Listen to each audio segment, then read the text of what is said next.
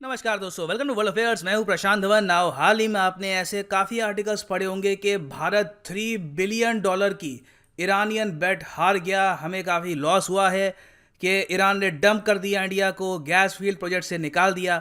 Now ये news actually काफ़ी लंबे समय से चल रही थी। इस वीडियो में मैं आपको बहुत ही सरल भाषा में सब कुछ क्रिस्टल क्लियर कर दूंगा यहाँ पर कि आखिर ईरान और भारत के बीच में क्या हुआ था। पिछले 20 साल की जो भी कहानी है बहुत ही सिंपल लैंग्वेज में आपको समझाऊंगा। Now obviously a lot to know, a lot to discuss as always, but before we begin एक प्रश्न यहाँ पे आपसे पूछना बनता है। क्वेश्चन आपके लिए यहाँ पर यह है कि मिडल ईस्ट, ये जो आप देख रहे हो रीजन, इसको हम कहते हैं मिडल ईस्ट। ठीक है, पाकिस्तान मिडल ईस्ट का पार्ट नहीं है ना, अफगानिस्तान है जोग्राफिकल सेंस में आप अगर देखो तो। मिडल ईस्ट में सबसे ज्यादा आबादी वाला देश कौन सा है? ये है आपके option: Turkey, Iran, Saudi Arabia, Egypt. Comment section में करिए आंसर। सही आंसर मैं आपको दूंगा वीडियो के एंड में। नेचुरल गैस ये एक बहुत ही इंपॉर्टेंट सोर्स है पावर का। घरों में इस्तेमाल होती है, इंडस्ट्रियल लेवल पे इस्तेमाल होती है। नेचुरल गैस के सबसे ज़्यादा प्रूवन रिजर्व दुनिया मानती है कि रशिया के पास, और रशिया ये जो नेचुरल गैस है ये बेचता है चीन को, उसके अलावा यूरोपियाई देशों को। ना रशिया के बाद आप अगर देखोगे तो नंबर 2 और नंबर 3 पे आपको 2 देश मिलेंगे। ये 2 देश है ईरान और कतर। और इसका रीज़न क्या है? रीज़न है साउथ पार्स नॉर्थ डोम गैस फील्ड। ये क्या है? ये दुनिया की सबसे बड़ी नेचुरल गैस फील्ड मानी जाती है और ये आपको मिलेगी पर्शियन गल्फ में। यहाँ पे आप देख सकते हैं, ये है यहाँ पर पर्शियन गल्फ, ईरान और कतर के बीच में। तो दोनों के बीच में एग्जिस्ट करती है दुनिया की सबसे बड़ी सिंगल नेचुरल गैस फील्ड। इसमें से ईरान भी नेचुरल गैस निकालता है, कतर भी। कतर आपको पता होगा, बाकी जो यहाँ पर देश हैं सऊदी अरेबिया, यूएई वगैरह, इनकी तरह ऑयल एक्सपोर्ट नहीं करता। कतर एक्सपोर्ट करता है नेचुरल गैस, और इसकी वजह से काफ़ी रिच कंट्री है ये आज के समय। अब देखो, ये तो यहाँ पर एक नेचुरल गैस की फील्ड हो गई, मगर जो पूरा पर्शियन गल्फ है यहाँ पे माना जाता है कि छोटी छोटी बहुत सारी नेचुरल गैस की फील्ड्स आपको मिलेंगी। For example Farzad A, Farzad B. उसके अलावा यहाँ पे आप देख रहे हो जिस तरीके से बंटवारा हो रखा है, ये जो इंपॉर्टेंट सेक्शंस है यहाँ पे माना जाता है बहुत सारी नेचुरल गैस है। अभी तो काफ़ी यहाँ पर फील्ड्स मिलनी बाकी है ऑयल और नेचुरल गैस की। पूरा पर्शियन गल्फ माना जाता है, it is very rich in resources. अब एक जो यहाँ पर गैस फील्ड है जो आपने देखी, ये है फरजाद बी। फरजाद भी आप अगर मैप पे देखोगे आपको लगेगा ये तो सऊदी अरेबिया की लग रही है, ईरान की तो नहीं हो सकती, मगर एक्चुअली ये बिलोंग करती है ईरान को, क्योंकि ये नेचुरल गैस फील्ड ये आपको मिलेगी फारसी आइलैंड के पास। फारसी आइलैंड एक टापू है जो ईरान का हिस्सा है। ऑब्वियसली आपको मैप पे भी मैं दिखाऊंगा। यहाँ पे आप देख पाएंगे ये है हमारा प्यारा भारत, और यहाँ पे मैं आपको दिखा रहा हूँ फारसी आइलैंड ऑफ ईरान। अब ये जो टापू है यहाँ पर, इसके पास का जो ब्लॉक है, यहाँ पे भारत इंटरेस्टेड था। एक्चुअली भारत बहुत ही लंबे समय से पूरे पर्शियन गल्फ को लेकर काफ़ी इंटरेस्टेड था, क्योंकि भारत ने यहाँ पर यह सोचा कि हम इतने बड़े देश हैं, हमारे यहाँ इतनी सारी सरकारी कंपनियाँ हैं, ओएनजीसी है, उसके अलावा वेरियस और कंपनीज़ हैं, हमें बस सीधा यहाँ पर गल्फ ऑफ ओमान पार करना है, स्ट्रेट ऑफ हरमूज पार करना है, और ये आ गया पर्शियन गल्फ। एनर्जी का भंडार है यहाँ पे, हम एक्सप्लोरेशन कर सकते हैं, पार्टनरशिप कर सकते हैं, तो क्यों ना यहाँ पर पैसे कमाए जाए। तो भारत यहाँ पे इन्वॉल्व हो गया ईरान के साथ। भारत ने आज से 20 साल पहले, एक्चुअली 19 साल पहले, 19-20 साल पहले आप कह सकते हैं, ईरान से बातचीत करनी स्टार्ट कर दी कि हमारे साथ कुछ पार्टनरशिप करिए, हमारी बहुत सारी कंपनीज हैं, हम लोग आपके साथ मिलकर यहाँ पे जो बहुत सारा ये एरिया है यहाँ पे एक्सप्लोरेशन करेंगे, अपने मिलियन ऑफ डॉलर यहाँ पे खर्चेंगे और कोशिश करेंगे कि यहाँ पे नेचुरल गैस या फिर ऑयल कुछ ना कुछ निकले यहाँ पर।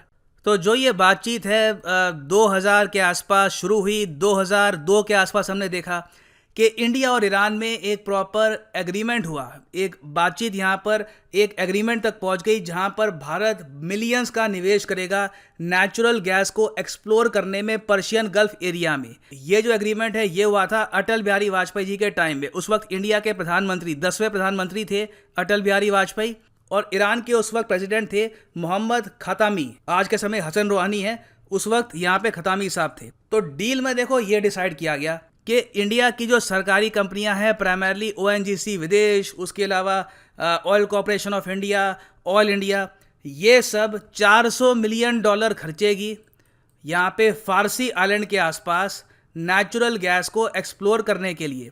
हमारी कंपनियां यहाँ पर पहुँच गई। ईरान ने कहा कि ठीक है, ढूंढ लो, हमसे तो मिला नहीं, तुमसे अगर कुछ मिलता है यहाँ पर तो बता देना, बाद में एक और एग्रीमेंट कर देंगे जिसमें पार्टनरशिप में ये जो नेचुरल गैस है इसको निकाल कर हम बेचेंगे, कुछ पैसे आप कमाना, कुछ हम कमाएंगे यहाँ पर। इंडिया को लगा ठीक है, यहाँ पे अच्छा ऑफर है। और किस्मत की बात देखिए, ये भी अगेन आप देखेंगे जो चेन ऑफ इवेंट्स है आपको काफ़ी ख़राब लगेगा इंडियन कंपनीज़ के लिए। हम लोगों ने यहाँ पर ONGC विदेश ने, बाकी कंपनीज़ ने मिलकर 2008 में डिक्लेयर किया कि हमने यहाँ पर खोज निकाली है नेचुरल गैस। ये एक बहुत ही बड़ी उपलब्धि थी। ईरान भी काफ़ी हद तक यहाँ पे चौंक गया था कि बहुत ही बड़ी मात्रा में नेचुरल गैस थी यहाँ पर फारसी आइलैंड के पास में, पर्टिकुलरली फरजाद बी ब्लॉक में। अब बाय द वे एक बात यहाँ पे मैं ऐड कर दूँ, ज़्यादातर आपको जो सोर्सेज हैं वहाँ पे आपको दिखेगा कि भारत ने $400 मिलियन यहाँ पे इन्वेस्ट किए थे। इसमें से 100 मिलियन तो गए हैं डायरेक्ट एक्सप्लोरेशन में, मगर बाकी का भी बहुत सारा खर्चा होता है। आसपास हमने इंफ्रास्ट्रक्चर बनाया, कई वहाँ पे हमारे जो इंजीनियर्स हैं जो एक्सप्लोरेशन कर रहे थे लोग वहाँ पे रहे। फिर ईरान में भी कुछ इन्वेस्टमेंट करनी थी, तो $400 मिलियन का भारत का पूरा यहाँ पे खर्चा हो गया यहाँ पर नेचुरल गैस ढूंढने में। अब ईरान ने यहाँ पर एक शरारत करी, इनको लगा कि अभी देखो जो ये एग्रीमेंट था 2002 का, ये अपने आप एक्सपायर होने वाला था 7 साल के बाद, मतलब कि 2009 में। ईरान ने यहाँ पर शरारत ये करी कि इसके बाद इंडिया को प्रॉपर रिप्लाई यहाँ पर दिया नहीं कि कैसे ये नेचुरल गैस निकालनी है, कैसे इसको बेचेंगे।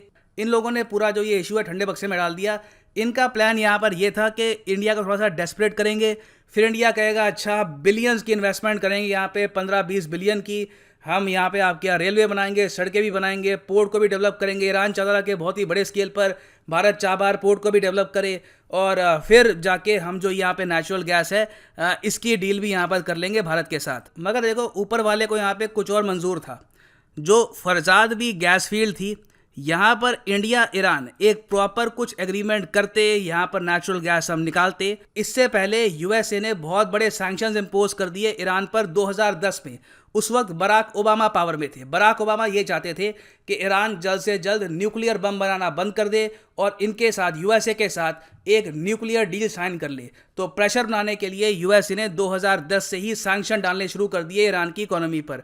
पहले सैंक्शन आए 2010 में, इसने ही भारत को काफ़ी हद तक अलर्ट कर दिया था। भारत ने यहाँ पर फिर उसके बाद ज़रा बातचीत करी नहीं इस गैस फील्ड को लेकर। फिर उसके बाद जो USA के सैंक्शंस हैं ये बढ़ते गए, और बाय द वे USA के जो सैंक्शंस है 2010 वाले, ये बड़े फेमस सैंक्शंस हैं। इनका नाम था सिसाडा सैंक्शन। अभी जो हाल ही में ट्रंप ने लगाए थे वो थे काटसा ना, countering America's adversaries through sanctions act. जो 2010 वाले सैंक्शंस थे ये थे comprehensive Iran sanctions accountability and disinvestment act of 2010। तो इनके नाम ऐसे ही होते हैं, काटसा, सिसाडा। तो इन्होंने ईरान पर ये भी सैंक्शंस लगा दिए, और फिर 2013 में सैंक्शंस और ज़रा बढ़ गए, और इससे देखो भारत और ईरान के यहाँ पर किसी भी डील होने के चांसेस जो थे ये हो गए एब्सोल्युटली ज़ीरो। मगर इसमें एक्चुअली फ़ायदा ईरान का था, क्योंकि आप सोच कर देखो सारी मेहनत भारत ने करी, सारा जो यहाँ पे खर्चा था नेचुरल गैस को खोजने का वो भारत ने लगाया। ईरान को लोकेशन पता लग गई यहाँ पे कि पर्टिकुलरली नेचुरल गैस यहाँ पर है क्या। तो इनके एक्चुअली फेवर में ये था कि इंडिया एक्चुअली इस डील से दूर रहे और ईरान खुद बाद में अपनी सरकारी कंपनी से जो ये नेचुरल गैस है ये निकाल कर बेचे। तो ईरान एक्चुअली अंदर से वो काफ़ी हद तक सेटिस्फाइड थे इस पर्टिकुलर इशू को लेकर, सैंक्शंस को लेकर सेटिस्फाइड नहीं थे, मगर ये जो नेचुरल गैस वाला इशू था उसको लेकर वो काफ़ी हद तक खुश थे। नाउ देखो 2013 के बाद हम आते हैं 2015 में। फाइनली बराक ओबामा के अंडर और बाकी जो कंट्रीज़ हैं जहाँ पे यूरोपियन यूनियन भी शामिल है, इनकी हुई एक Iran nuclear deal joint comprehensive plan बना दिया गया। और जो ये फ्रेमवर्क है जैसे ही तैयार हुआ अप्रैल 2015 महीने में, हमारे उस वक्त के यूनियन मिनिस्टर नितिन गडकरी जी सीधा ये ईरान पहुंचे, एक मेमोरेंडम ऑफ अंडरस्टैंडिंग साइन कर लिया ईरान के साथ, और उसमें लिखा हुआ था कि इंडिया काफ़ी बड़ी बिलियंस की इन्वेस्टमेंट करेगा उस पूरी गैस फील्ड प्रोजेक्ट में, और अब भारत यहाँ पे गैस निकालेगा। फिर 2016 में PM मोदी भी यहाँ पर गए, यहाँ पे डिस्कस किया गया इस गैस फील्ड को, चाबहार को। मगर देखो ईरान का यहाँ पर प्लान यही था कि इंडिया की तरफ से जो भी प्रपोजल आएगा इसको रिजेक्ट करते रहो, और फिर बाद में खुद ही जो ये नेचुरल गैस है इसमें से ही एक्सट्रैक्शन करेंगे और इस नेचुरल गैस को ये बेचेंगे। तो भारत ने 2018 में $6.2 बिलियन का एक टोटल डेवलपमेंट प्लान ऑफर किया फरजाद बी ब्लॉक के लिए। ईरान ने रिजेक्ट कर दिया इसको, कहा कि नहीं हम ये नहीं कर पाएंगे। फिर उसके बाद US के फिर से सैंक्शंस लग गए डोनाल्ड ट्रंप के अंडर। इंडिया भी यहाँ पे अब सोच रहा कि अब क्या करें। बीच में कई और प्रपोजल आए, ईरान की तरफ से ये भी प्रपोजल आया, इंडिया ने भी यहाँ पर ये प्रपोजल रखा कि चलो अब जो हमने खोजी थी नेचुरल गैस ना, तुम वो गैस खरीद लो, कुछ तो हमको दो यहाँ पे, कुछ तो हमको यहाँ पे मिलना चाहिए। उस वक्त ईरान ने कहा कि ठीक है, हम जो ONGC की गैस है ये हम खरीद लेंगे, मगर तभी यूएस के जो सैंक्शंस है ये रास्ते में आ गए। यूएसए ने कहा कि नहीं, हमने आपको जो वेवर दिया है वो सिर्फ चाबार पोर्ट के लिए है, जो बाकी जो यहाँ पे काम है नेचुरल गैस का, ऑयल का, उसमें आपको हम किसी भी टाइप की इन्वेस्टमेंट करने नहीं देंगे। तो भारत यहाँ पे पीछे हट गया फिर से। और इन दी एंड अब देखो क्या हो रहा है कि 2021 में जो बाइडन पावर में आ चुके हैं, ठीक है, हमें पता है कि ईरान पे सैंक्शंस बहुत जल्दी उठ सकते हैं, पॉसिबिलिटी इसकी काफ़ी हाई है, अनलेस कोई इजराइल के साथ बहुत बड़ी वॉर स्टार्ट ना हो जाए ईरान की। तो जो सैंक्शंस हैं इनके, ये हटने से पहले ही ईरान ने चुपचाप यहाँ पे इंडिया को ऑल टुगेदर इस पूरे इशू से बाहर कर दिया, और जो ये यहाँ पर गैस है फरजाद बी गैस फील्ड, ये दे दी अपनी एक सरकारी कंपनी को, और इनको यहाँ पे कह दिया कि यहाँ पे नेचुरल गैस निकालो और सेल करो। तो देखो ये एक्चुअली काफ़ी अनफेयर है। नेचुरल गैस खोजी भारत ने थी, निकालेगा ईरान और इसको अब ये सेल करेंगे। और ईरान ने एक्चुअली यहाँ पर बहुत ही क्लेवरली यूएस के सैंक्शंस का इस पर्टिकुलर फील्ड में कुछ हद तक जो भी ये फ़ायदा उठा सकते थे उठाया, इंडिया को यहाँ पे दूर रखा। इंडिया ने अपनी तरफ से पूरी कोशिश करी। एक्चुअली 2018 में हमारे रिलेशन ईरान के साथ कुछ हद तक ख़राब भी हो गए इस इशू को लेकर। हमने ईरान से ऑयल ही परचेज करना कम कर दिया था, और तरीके से भी हमने नाराज़गी दिखाई। मगर ईरान देखो all together strategic point of view से हमारे लिए बहुत इंपॉर्टेंट है। चाबहार पोर्ट भारत के लिए बहुत ज़्यादा इंपॉर्टेंट है। ईरान से जो ऑयल आता है वो काफ़ी इंपॉर्टेंट है। तो कड़वा घूंट इंडिया को कहीं ना कहीं पीना ही पड़ा, और जो ये $400 मिलियन हमारे डूब गए थे, इसको भूल कर हमको आगे बढ़ना पड़ा। तो ये देखिए पूरी कहानी है जिस तरीके से इंडिया का लॉस हुआ है। अब जो कहते हैं ना final nail in the coffin, आखिरी जो ये ताबूत में एक कील था ईरान ने ठोक दिया है, और इंडिया अब कंप्लीटली बाहर हो चुका है इस नेचुरल गैस फील्ड के प्रोजेक्ट से। अब यहाँ पे आप कहोगे बहुत अनफेयर है, ये तो बहुत कब होता है किसके साथ, ये कभी किसके साथ हुआ है ऐसा? देखो बहुत कंपनीज के साथ होता है। ये जो पूरा बिजनेस है ऑयल को एक्सप्लोर करने का, नेचुरल गैस को एक्सप्लोर करने का, इसमें प्रॉफिट होता है जब आपको यहाँ पे कोई बड़ी फील्ड मिल जाए।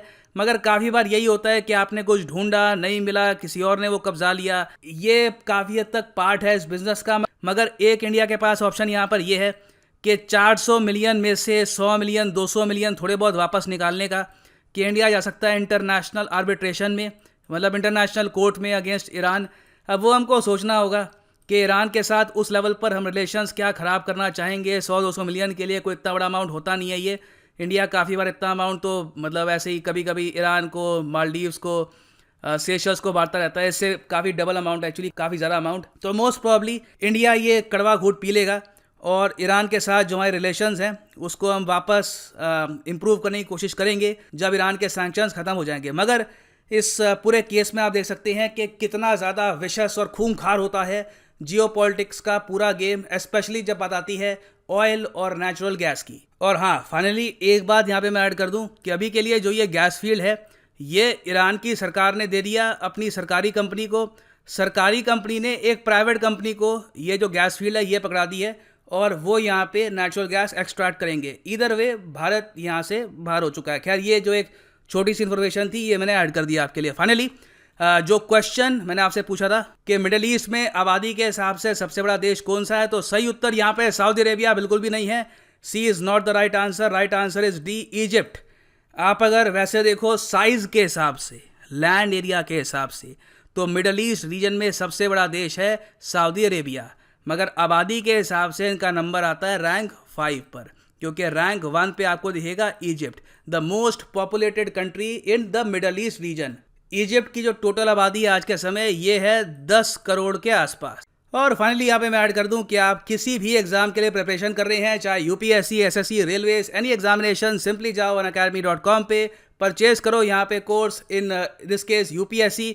तो यहाँ पे जाओ यूपीएससी सीएससी पर गेट सब्सक्रिप्शन, और यहाँ पे आप परचेज कर सकते हैं प्लस या आइकॉनिक कोर्स। जो प्लस कोर्स है 12 मंथ का आपको पड़ेगा 4125 का, मगर ऑब्वियसली ये प्राइस कभी भी पे मत कर देना। यूज़ करिए यहाँ पर कोड PD10 और आपको सीधा मिलेगा 10% discount on all the courses. So use the code PD10 and save money. और इसी नोट के साथ यह है वीडियो का अंत। Thank you for listening and as always God bless you all.